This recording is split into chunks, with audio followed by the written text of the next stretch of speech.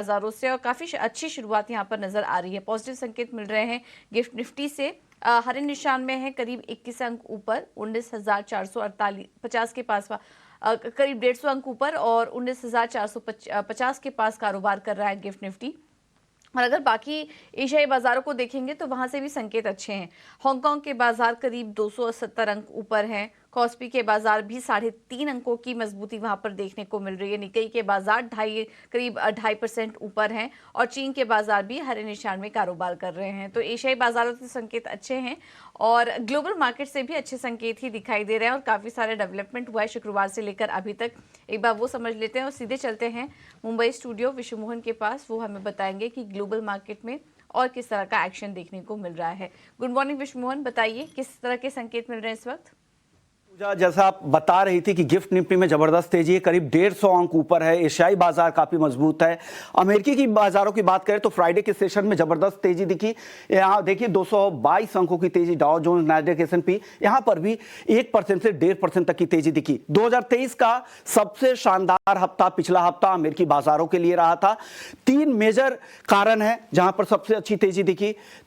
सबसे बड़ी वजह यह है कि सॉलिड अर्निंग्स वहां पर देखने को मिली। पिछले हफ्ते जो भी नतीजा है ज्यादातर जोरदार रहे, उससे तेजी दिखी और तीनों इंडेक्स 5 से 7% चढ़कर बंद हुए।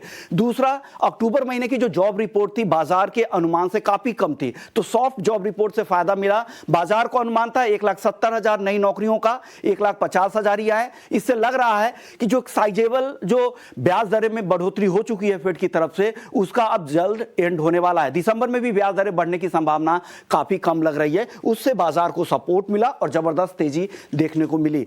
अन्य संकेतों की बात करें तो कच्चा तेल, यहां पर भी अब स्थिरता दिख रही है, 85 के आसपास सेटल होता दिख रहा है। 85 के इर्द गिर्द ही कच्चा तेल घूम रहा है। बॉन्ड यील्ड में भी नरमी आई है, 5% के ऊपर जाने के बाद अब देखिए 4.5% के आसपास अब बॉन्ड यील्ड आ चुका है। तो ये कुछ ऐसे संकेत है जो बाजारों को, इक्विटी मार्केट को सपोर्ट कर रहा है। अब रिस्की एसेट्स में वापस से पैसा आ रहा है, इक्विटी मार्केट में पैसा आ रहा है।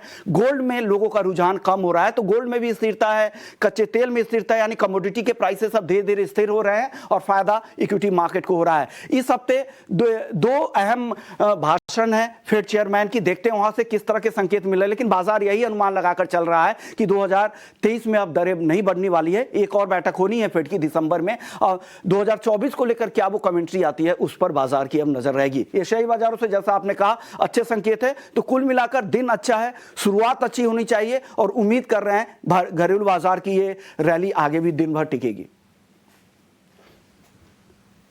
ओके, तो टिकाऊ रह सकती है आज भारतीय बाजारों की रैली, क्योंकि शुरुआत तो अच्छी है, तो इसका अपटेक हमें भारतीय बाजारों पर भी दिखेगा। और जैसा कि विश्व मोहन अभी बता रहे थे कि कमोडिटी मार्केट स्टेबल नजर आ रहा है और दूसरी तरफ इक्विटी मार्केट में जो तेजी आई है उसका फायदा आज भारतीय बाजारों को मिलेगा। कोई बहुत बड़े इवेंट्स नहीं है इस हफ्ते भी, लेकिन फेड चेयरमैन के भाषण पर नजर रहेगी। लेकिन दिसंबर तक 2023 में मतलब अभी कोई बढ़त की उम्मीद नहीं, जिस तरह की बेरोजगारी के आंकड़े निकल कर आए, तो वहां से कॉन्फिडेंस मिला।